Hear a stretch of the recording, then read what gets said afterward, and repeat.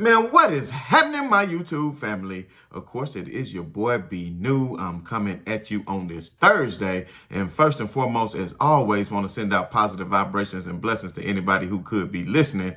Now, with all that being said, we all know that the Los Angeles Lakers were back in action on yesterday, taking on none other than the San Antonio Spurs at the Crypto.com arena on yesterday. And of course, the biggest headline of the game was that of the return of Anthony Davis. And Anthony Davis did show up and he played pretty well. And on yesterday's show, I had said that, I would take the Lakers plus the spread and in the straight up. And I said this because you knew San Antonio was a team that has been struggling. They started off out the gates pretty good, but, they sank into what really they are, just a team that isn't very good, a lot of young players, and they have some upside. But at the end of the day, this is definitely a game that the Lakers should have and could have, and most definitely actually did win on yesterday. But on yesterday's show, I had said that this could be a trap game for the Lakers because you got a young and hungry team that still got heart, that's going to be well coached, that's never going to give up, and you have new additions for the Lakers, in that of Rui and, of course, Anthony Davis coming back into the lineup. So when you got two new players, and Anthony Davis not new, but, with him coming back, you might as well say it's new. So, they haven't had that time to build back up that chemistry that they had already developed. So I said this could be a trap game for the Lakers, and it almost turned into that. But my confidence never wavered, even though the Spurs kind of led really most of the first half, except, the Lakers came out and was up, and the Spurs kind of took the lead. And at that point, they kept the lead. One thing, of course, Anthony Davis did come off the bench just because they were managing his minutes. I still would have liked to see him start, to me, just so you can maximize the effectiveness of him and LeBron James on the floor together. And I know he likes to stagger those lineups, kind of like what Vogel did before. That way you can always have a great superstar player out there on the court at all times. But you can do that in the latter portions of, let's say, the second quarter, and do that in some parts of the third quarter. That way you're giving LeBron a rest at the end of each of these quarters, and then he can come in fresh at the beginning of those quarters, and you get rest in the rotation like that. But of course, Anthony Davis, of course, will be starting once he gets back to normal. But as far as getting his reps in, and there's nothing like playing real live game action to be able, you can practice all you want. And I know Ham had mentioned before they had a get ready group that's always, ready to simulate a game, for players coming back from injury and things of that nature. But at the end of the day, there's nothing like that. And Anthony Davis said he felt good his first couple of minutes. Did have a scare at that one moment at the end of the second half where, he did come down. I think it might have been Jakob's Pirtle's foot that he came down on, and he twisted his ankle, and it looked pretty bad. But he was able to come back up. It was a couple of instances where you heard the crowd let out a groan, like, oh my God, not again. We know his street clothes are clean, and he be clean to death. He be G'd up when he come to the game, but you know what I mean? We don't want to see you in the street clothes. We want to see you in that young jersey. So just try to stay healthy as you can. The good thing about it is he got his minutes. They're going to get practice in. Of course, the Lakers are going to be starting a 5-game road trip coming up, and we'll talk about that in just a moment. But getting back to the game, of course, LeBron James was on the second night of a back-to-back. He didn't have his legs under him. It didn't seem to me, he had just broke a record the night before in his three-point shooting. I think 9 out of 14, 60, 70, 80%, whatever it was that he shot. And then, of course, last night he comes back with a horrific performance of 1 of 6 yet again.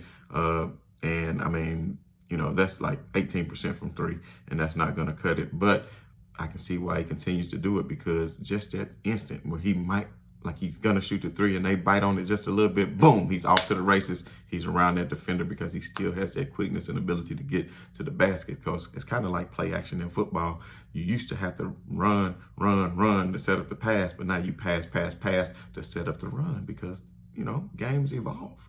You can't just run, boom, and then think, you have to keep defenses off their feet even no matter what sport it is. So getting back to the game, LeBron James had 20 points, 9 rebounds, 11 assists. He only shot 8 out of 20. He missed a lot of close baskets, close in that he would normally make. And I do think that's because it's not having his legs under him. Do you know how many miles an NBA player run in a typical game? Somebody put it down in the comments. I don't know right offhand, but it's a lot because I looked it up before. So put that in the comments. Somebody do that research. Do your boy B New a favor and put that down in the comments for me, because being old as he is and running all those miles in the game before and exerting so much energy, especially, in that fourth quarter, trying to have that comeback against the Clippers, then he just wasn't as effective as normal. And of course, some of that chemistry was off, even with, I would say, Anthony Davis, a alley-oop or two that he tried to throw him was just not right. They didn't have the timing quite back like they had before. So that is eventually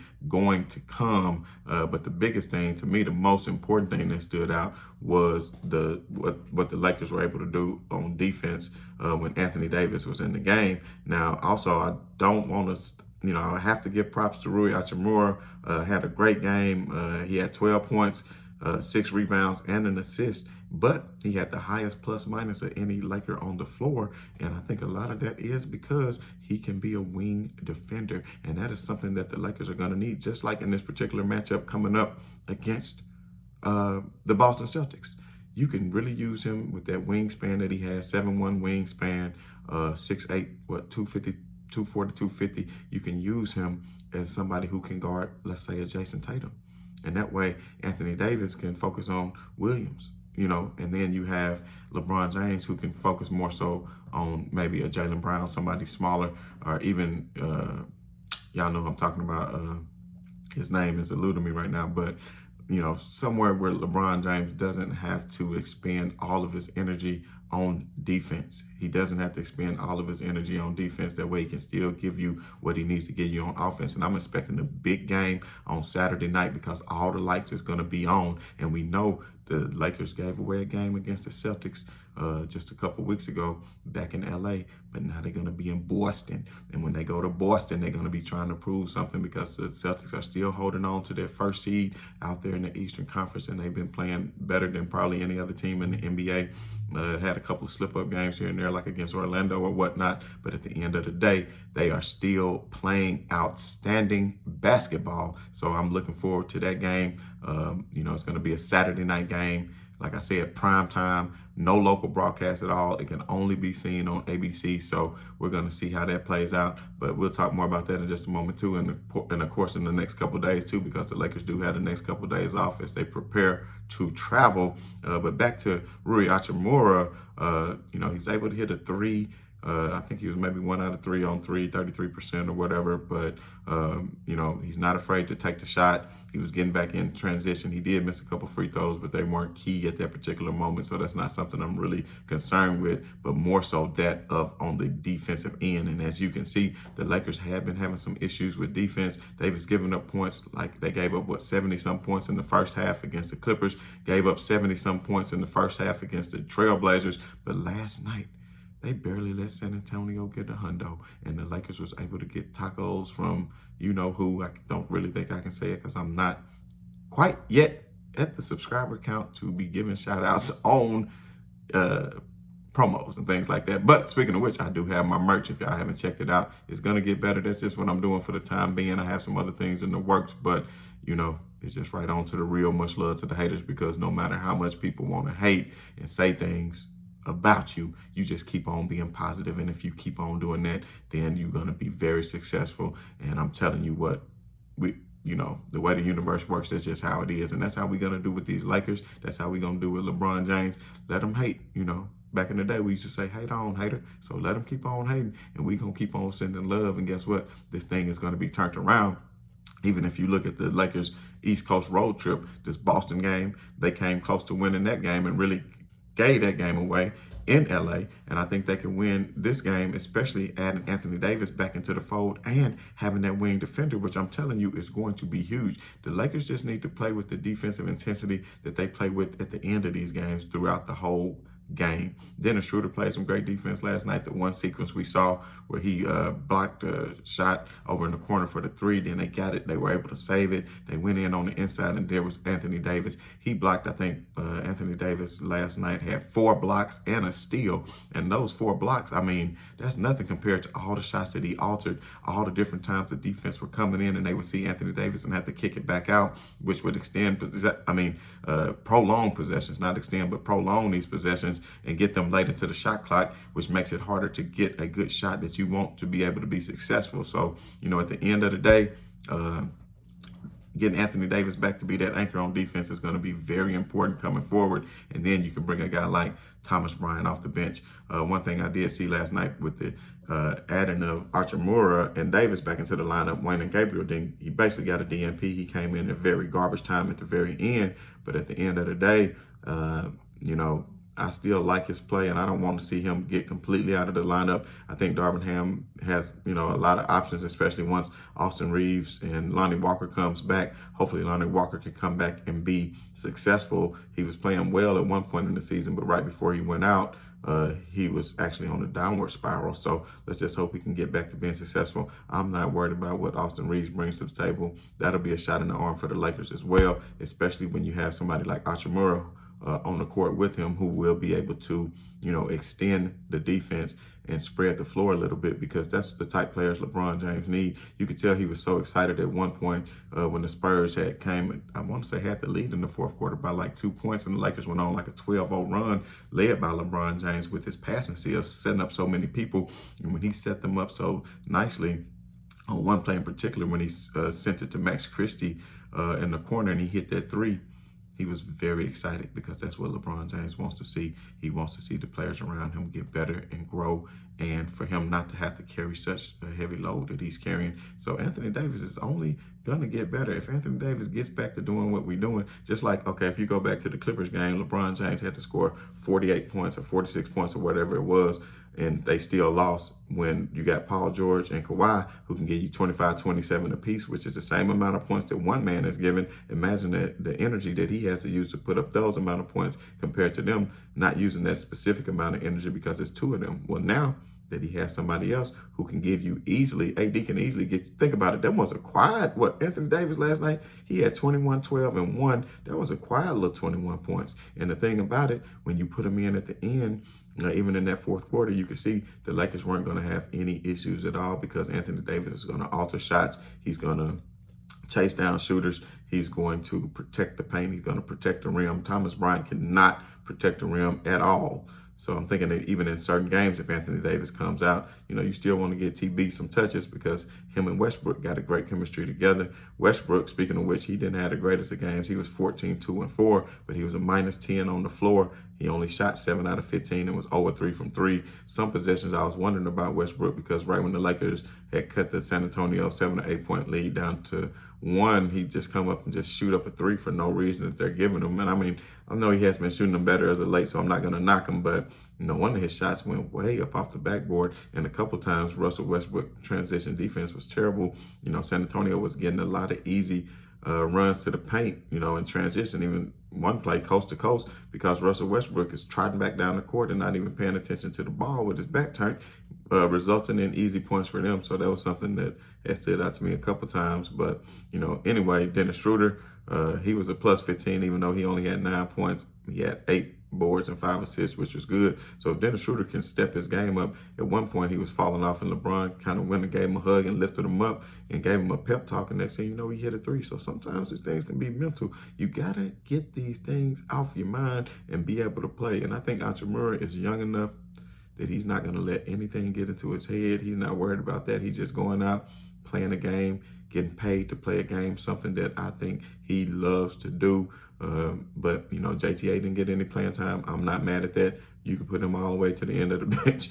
But, at the end of the day, if you look at the standings, the Lakers are only 2.5 games out of sixth place, which would be safe from the play-in. They're only 3 games out of fifth place. It's a lot of basketball left to be played, so the Lakers, I think they can beat Boston. Even if they don't, it's not the end of the world, because then they'll have Brooklyn without Kevin Durant with AD. That'll be a very winnable game, and it's sad that we still won't see LeBron against KD now going on, 3 years now, just not seeming to come together, for that matchup to be able to be come to fruition. But at the end of the day, after that, they got a back-to-back against New York, from Brooklyn to New York. I think that'll be another winnable game.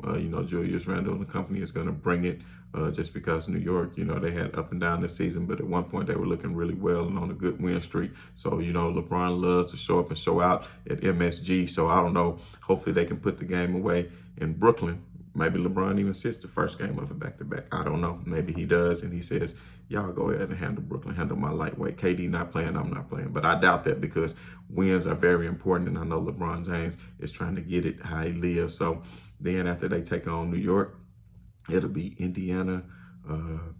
Should be a fairly easy victory, I'm hoping, for the Lakers. And then cap off the road trip back down in the dirty South, down to the boot, down to New Orleans, how some people like to say it, but down there in New Orleans, we'll be playing. Brandon Ingram did come back on yesterday, but it was not enough for them to pull off a victory.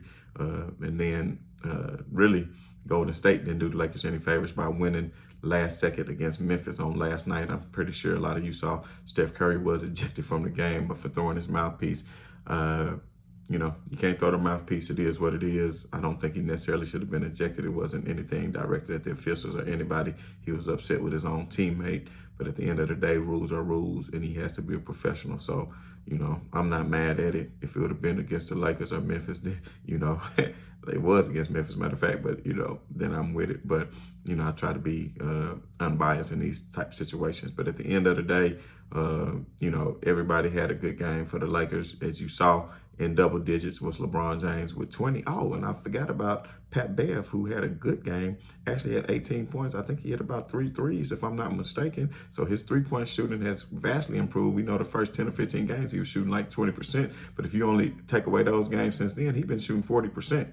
Now, if you combine them all together, he's down to maybe 34, 35. But if he continues on the upward trajectory that he's on, it's only going to get better. So, I got a lot of things coming up on the channel I want everybody to stay tuned in for. I'm going to be doing some live feeds is what I'm planning on doing after some of these games. I'll be doing some lives where everybody can get in on the chat, ask questions, do reactions post-game. So I'm hoping maybe, if everything goes right, to do it right after the Celtics game on Saturday night. And hopefully I won't be too blasted. You understand what I'm saying? But we're going to have a good time. Like I said, if you haven't done so already, man, I appreciate it if y'all check out the merch. Pass on the word, man. And as always, this is your boy B New. I'm saying right on to the real, and much love to these haters. I'm out.